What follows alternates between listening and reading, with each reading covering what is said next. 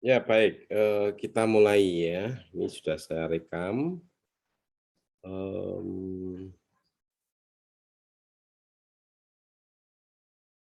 jadi saya ulangi lagi bahwa kalau kita bicara strategi itu ada jangka pendek, jangka menengah, jangka panjang. Nah, strategi itu butuh yang namanya perencanaan. Nah, strategi itu pasti ada suatu visi atau tujuan atau goal yang mau dicapai. Nah, kita menyadari bahwa yang namanya, eee era sekarang itu kunci untuk memenangkan kompetisi itu kan knowledge management. Jadi siapa yang mampu mengelola pengetahuan itu akan memenangkan kompetisi. Nah, kearifan lokal itu sebagai jati diri bangsa, kalau itu nggak dikelola pasti akan terjadi yang namanya knowledge loss atau kehilangan pengetahuan. Nah, pengetahuan kalau hilang, gimana cara menggalinya? Susah. Ya seperti pengetahuan membangun Candi Borobudur itu kita kehilangan ilmu itu. Sehingga kalau sekarang diminta untuk bangun candi seperti Candi Borobudur, Candi Prambanan, kita tidak bisa. Karena pengetahuan itu sudah hilang. Kemudian pengetahuan-pengetahuan lain, misalnya membuat keris, juga sudah hilang kan, pengetahuan membuat keris. Nah, kalau tidak dikelola seperti pengetahuan tentang membuat gamelan itu akan hilang juga. Itu tugas anak muda sekarang supaya lebih menghargai yang namanya karyawan lokal, ya terutama adalah pengetahuannya. Baik,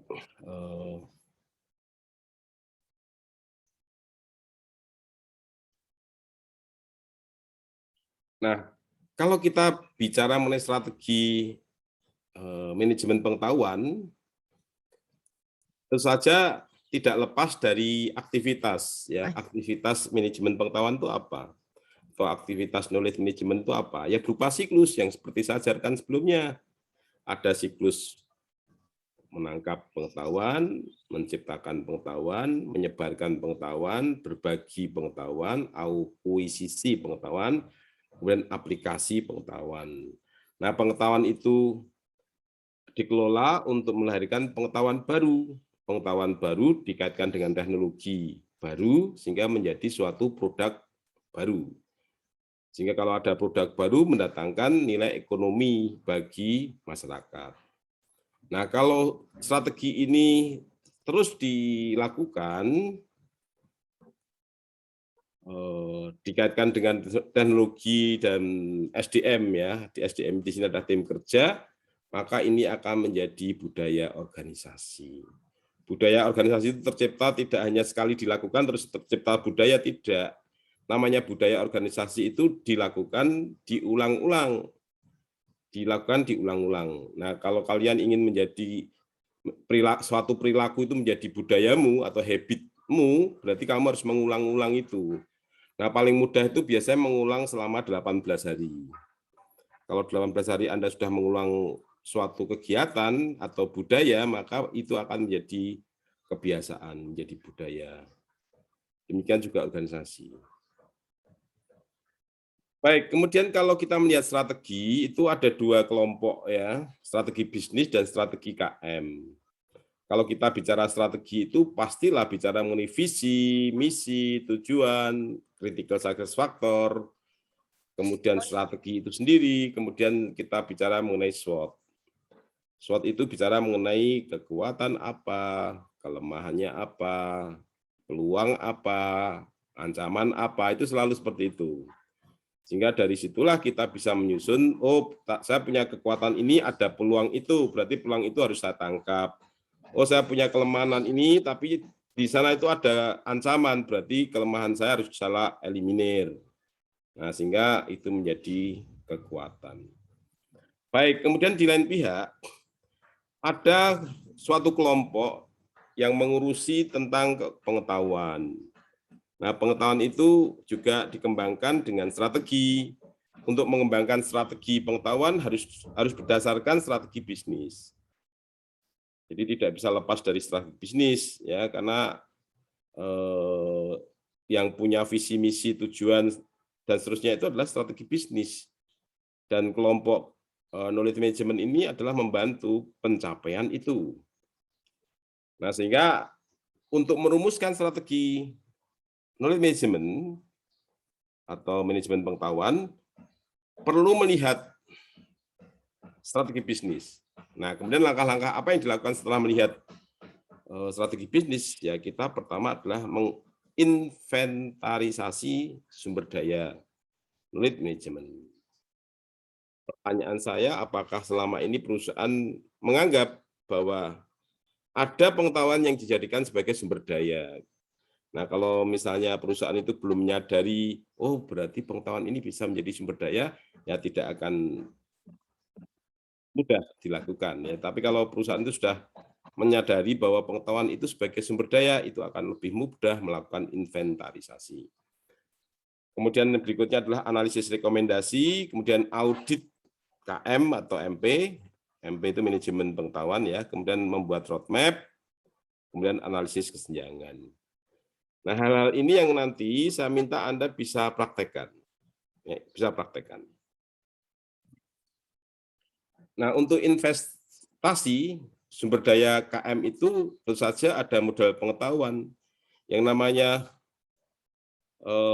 orang ingin menambah pengetahuan atau mendapatkan pengetahuan pasti harus ada modal. Seperti misalnya Udinus ingin SDM dosennya itu meningkat, ya dosennya ini disekolahkan sehingga mendapatkan pengetahuan baru dan ini dipakai untuk proses belajar mengajar di Udinus. Nah, modal pengetahuan misalnya begini, saat Udinus ingin memiliki teknologi tentang mengubah plastik menjadi aspal. Nah, ini kan Udinus belum punya pengetahuan itu. Untuk mengetahui itu perlu modal. Caranya apa? Mengirim 3 dosen untuk belajar mengubah plastik menjadi aspal ke India selama beberapa minggu gitu ya mereka belajar. Ini perlu modal. Kemudian ada modal sosial dan modal infrastruktur. Nah, kenapa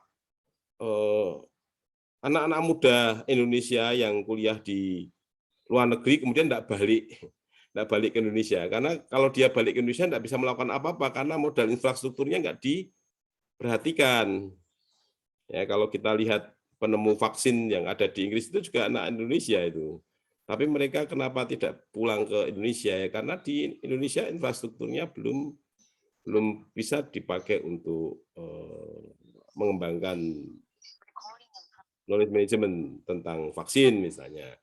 Dulu B.J. Habibie, mantan presiden ke berapa 3 itu ya, itu juga wah pintar membuat pesawat terbang. Nah, sehingga dia kuliah di Jerman dan bekerja di Jerman dan dia mendapatkan banyak teori dan formula tentang aerodinamika atau tentang mesin pesawat gitu ya, sehingga sudah dihakikan sama beliau. Nah, kemudian di Indonesia mau apa dia? Ya harus dari nol ya untuk modal infrastrukturnya dia bangun yang namanya Nurtanio. Biarpun nanti Nurtanio ini berubah jadi pabrik panci. Karena ya kadang kalau pembangunan itu tidak didukung oleh politik ya akan tidak berhasil. Baik. Kemudian di sini untuk analisis rekomendasi ini harus menggambarkan apa yang bisa dilakukan dengan pengetahuan. Kemudian juga memaksimalkan ROI. Karena kita mengelola pengetahuan itu juga pasti butuh modal, tetapi modal ini tentu saja akan berbalik kembali untuk mendapatkan keuntungan gitu ya. Kemudian juga analisis rekomendasi ini mengumpulkan dan mengeksploitasi artefak, kemudian menyimpan untuk masa akan datang. Nah, seperti di Cina itu membeli produk-produk elektronik dari Eropa dan saja itu kan tidak hanya dipakai tapi diteliti. Karena strateginya Cina itu kan ATM ya, amati, tiru dan modifikasi. Sehingga saat mengamati, saat meneliti itu ya pasti ditulis hasil penelitiannya, dan itu bisa dibaca orang lain, sehingga bisa dikembangkan di masa sekarang maupun masa yang akan datang. Sehingga pengetahuan yang sudah ada itu harus disimpan dan dikelola sehingga bisa dimanfaatkan di masa datang. Nah, kemudian audit manajemen pengetahuan. Nah, kalau kita melihat ya atau mengukur bagaimana kekuatan yang dimiliki oleh perusahaan atau negara itu, maka kita sudah mengaudit manajemen pengetahuan. Ya, apa yang dimiliki? Kemudian informasi apa yang dimiliki? Ini kan berkaitan dengan kekuatan dan kelemahan. Kalau informasi sedikit berarti kita punya kelemahan, kalau informasinya banyak itu menjadi kekuatan. Apa yang dimiliki sumber daya atau pengetahuan itu juga sama. Ya, kalau pengetahuan itu yang dimiliki sudah banyak berarti itu menjadi kekuatan, tapi kalau sedikit itu menjadi kelemahan.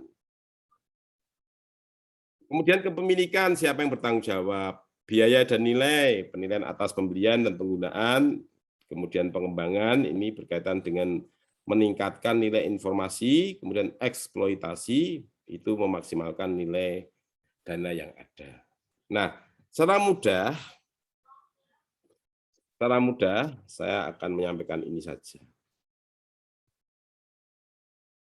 Nah, jadi secara mudah itu ada 9 langkah strategis yang perlu Anda lakukan. Pertama adalah apa yang harus dilakukan oleh organisasi. Saya ambilkan contoh, misalnya Pak Rektor menginginkan Udinus bisa membuat aspal dari sampah plastik. Nah, ini kan berarti kan merumuskan apa yang harus dilakukan oleh organisasi. Pak Rektor kepingin Udinus bisa membuat aspal dari plastik. Ini kan sesuatu yang ingin dilakukan oleh organisasi, ya. Kemudian yang kedua, mengetahui apa yang harus dimiliki. Nah, tahu kalau misalnya Udinus kepingin bisa membuat aspal dari plastik, berarti harus punya orang atau SDM yang paham tentang mengubah plastik menjadi aspal. Yang kedua, mengetahui sumber daya apa, mesinnya, mungkin modalnya, materialnya, itu kan perlu diketahui. Ya. Kemudian juga sumber daya lain yang harus dimiliki. Ini sumber daya lain selain manusia, itu apa saja. Selain pengetahuan itu apa saja. Seperti yang saya sampaikan tadi, mesin, material, uang, dan seterusnya. Kemudian sampai ke pengetahuan yang harus dimiliki. Nah, Udinus harus memiliki pengetahuan tentang mengubah plastik menjadi aspal. Tahu kan apa yang sudah dimiliki dan tahu apa yang harus dimiliki. Nah, kalau misalnya wah ternyata Udinus belum punya itu ahli dalam bidang kimia yang mengubah plastik menjadi aspal. Nah, ini berarti kesenjangan. Udinus belum punya pengetahuan, Udinus itu punya pengetahuan tentang TI, tentang mungkin bahasa, ekonomi, tetapi berkaitan dengan aspal dari plastik belum punya. Ini kesenjangan, ya kesenjangan pengetahuan, sehingga dari kesenjangan itu ya harus dirumuskan gimana caranya untuk menyelesaikan kesenjangan pengetahuan itu. Nah, Udinus mengambil keputusan ya harus mengirim beberapa dosen ke India sana, karena India sudah bisa mengubah sampah plastik menjadi aspal. Nah, dikirimlah ke India, kemudian dari situ 3 dosen belajar, mendapatkan pengetahuan yang bermanfaat untuk mengubah plastik menjadi aspal. Nah, kemudian baru kembali ke Udinus dengan membawa pengetahuan itu. Berikutnya yang keenam, sumber daya lain yang sudah dimiliki. Ya, Udinus sudah punya apa? Misalnya sisi marketing, pemasaran, Udinus sudah punya jejaring tentang sampah plastik dan seterusnya. Itu bisa diidentifikasi.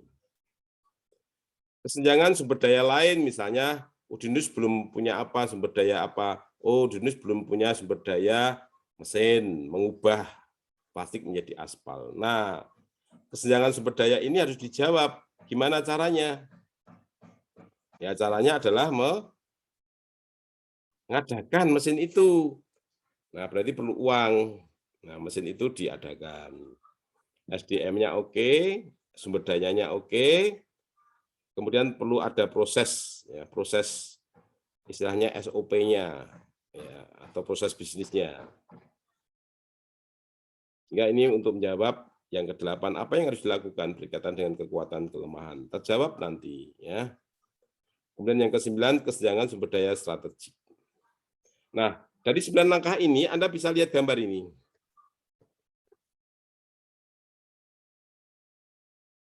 Ya. Tahap 1, perusahaan itu sudah menginginkan apa yang akan dilakukan di masa datang. Misalnya setahun lagi Udinus mendirikan perguruan tinggi berbasis internet. Ya, misalnya seperti itu ya. Nah, kalau apa yang diinginkan seperti itu berarti harus dilanjutkan dengan tahapan berikutnya. Misalnya lagi Pak Rektor kepingin Udinus mempunyai teknologi mengubah plastik menjadi aspal. Nah, ini apa yang harus dilakukan oleh perusahaan itu harus dirumuskan. Ya, biasanya ini pimpinan harus merumuskan itu. Misalnya lagi Udinus 5 tahun atau 10 tahun lagi ingin bisa membuat pesawat terbang misalnya ya. Nah, berarti apa yang perlu dilakukan itu perlu dibicarakan. Misalnya lagi Udinus 2 tahun lagi kepingin memiliki program studi kuliner. Sehingga kuliner itu menjadi unggulan di Udinus. Nah, berarti dilanjutkan dengan tahapan berikutnya. Nah, apa yang harus dilakukan itu harus dirumuskan oleh perusahaan atau desa, atau mungkin Anda bisa bantu untuk merumuskan. Ya, gagasanmu. Ya. Pak, saya itu kan sudah konsultasi sama Pak Kepala Desa. Pak Kepala Desa itu kepengen desanya itu ada sentral sebagai desa tari, misalnya ya. Desa tari. Nah, berarti kan Pak Kepala Desa itu sudah membuat suatu rumusan apa yang harus dilakukan desa itu di masa datang. Ini strategi sudah. Ya. Misalnya lagi kalian pergi ke salah satu desa dan ternyata dari ngobrol-ngobrol dengan kepala desa, dia mengatakan desanya itu ingin membangun sentra berkaitan dengan batik. Nah, berarti sudah ada strategi usaha dari desa itu, yaitu menjadikan desa tersebut sebagai pusat untuk memproduksi batik khas, misalnya batik khas Semarang, batik khas Ambarawa, mungkin batik khas Kopeng gitu ya. Nah, itu perlu dirumuskan. Nah, setelah itu baru pengetahuan yang harus dimiliki. Kalau kepengen desa tari, nah berarti pengetahuan apa yang harus dimiliki ya tentang berkaitan dengan kemampuan tentang tari. Tari ada klasik, ada tari modern, itu pengetahuan itu sudah dimiliki belum di desa itu. Oh, ada Pak warga yang pintar nari klasik. Nah, berarti itu sebagai pengetahuan yang sudah dimiliki. Nah, kemudian yang harus dimiliki. Nah, desa tari itu untuk apa dibuat desa tari? Ini untuk mendatangkan wisatawan. Nah, berarti apakah punya ilmu tentang marketing atau branding atau mungkin berkaitan dengan jejaring sosial? Belum, Pak. Nah, kalau itu belum, berarti pengetahuan tentang marketing di sisi media sosial harus dikuasai. Desa tersebut belum menguasai itu. Nah, berarti pengetahuan yang harus dimiliki itu tentang apa? Branding, tentang pemasaran berbasis internet. Itu yang harus dimiliki. Itu dirumuskan, ya, dirumuskan. Nah, kalian nanti membantu merumuskan apa yang dihadapi oleh desa atau mungkin daerah yang Anda potret tadi. Kemudian berikutnya adalah yang ketiga, sumber daya lain yang harus dimiliki. Nah, kalau misalnya Udinus itu kepengen membuat aspal dari plastik, pengetahuan yang harus dimiliki itu harus mempunyai pengetahuan tentang proses mengubah plastik itu menjadi aspal. Sumber daya lain yang harus dimiliki ya berarti harus punya mesin, harus punya material tentang plastik itu, harus punya uang, harus punya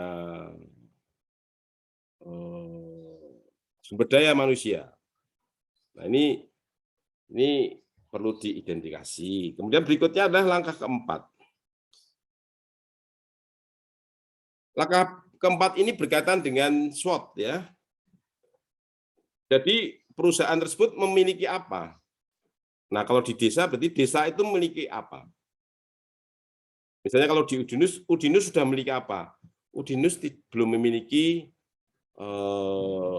prodi tentang kimia, prodi kimia belum punya. Tetapi Udinus mempunyai dua profesor bidang kimia. Nah, berarti pengetahuan yang dimiliki perusahaan sudah ada, yaitu berkaitan dengan kemampuan profesor tersebut. Tetapi apakah profesor tersebut bisa membuat plastik menjadi aspal? Belum bisa. Ini langkah kelima.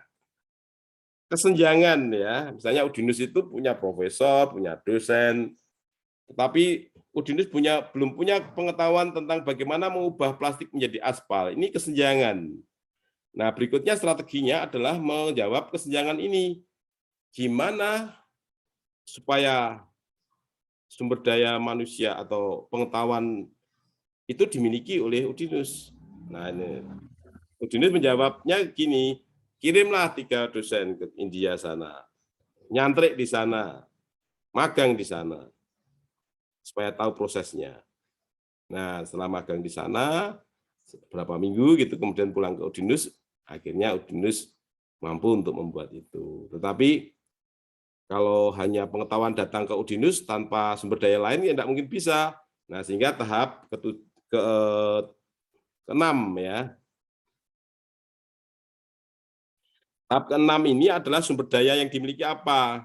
Udinus belum ada mesin, adanya cuma lab kesehatan lingkungan, lab komputer gitu ya. Ada lab lain, tetapi berkaitan dengan lab kimia belum punya. Kemudian belum punya mesin untuk mengubah, belum punya apalagi material, belum punya. Nah, ini berarti ada kesenjangan yang harus dijawab ya. Misalnya belum ada mesin untuk mengubah plastik menjadi aspal, nah berarti Udinus harus menyediakan mesin itu. Material pemasokkan plastik di Udinus kalau hanya kampus menurut saya kurang, sehingga dibuat mekanisme misalnya mengumpulkan sampah-sampah plastik di seluruh kota Semarang. Nah, ini berarti tahu kesenjangan sumber daya. Berikutnya langkah ke-8. Apa yang dapat dilakukan perusahaan? Ini berkaitan dengan kekuatan kelemahan ya.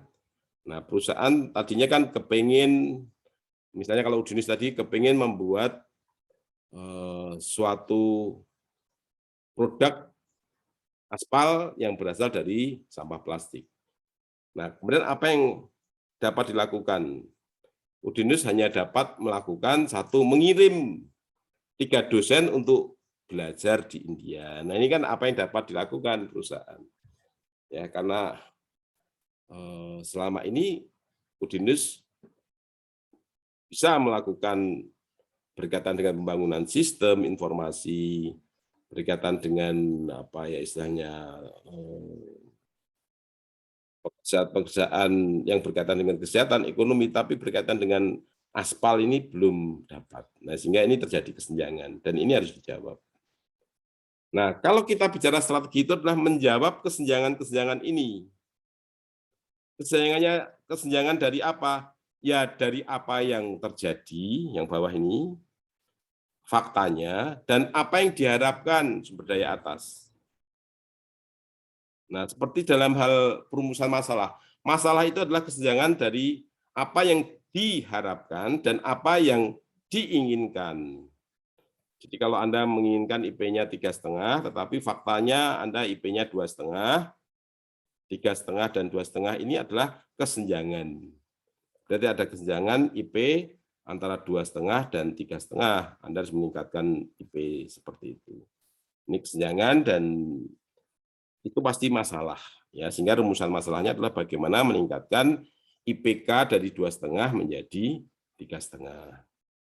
Nah, kesenjangan atau gap antara apa yang terjadi dan apa yang diinginkan itu adalah masalah.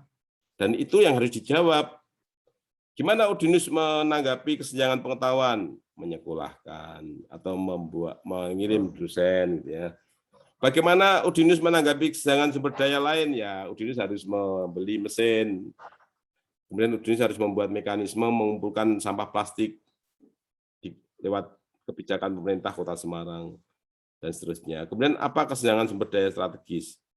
Ya, sumber daya strategis itu tentu saja dirumuskan untuk dijawab, ya. Udinus itu tidak ada prodi kimia, tapi ini berkaitan dengan kimia ini, bagaimana kesenjangan strategisnya. Nah, ini harus dijawab dengan langkah-langkah strategis. Mengirim SDM, kemudian untuk membeli pengetahuan, termasuk membeli teknologi yang ada, sehingga aspal plastik bisa jadi.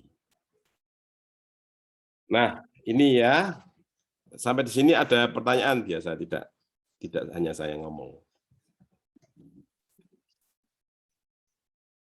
Disambi ngopi boleh, disambi makan boleh. Gimana Mbak Dia Gumita? Bisa ditangkap apa yang saya maksud hari ini?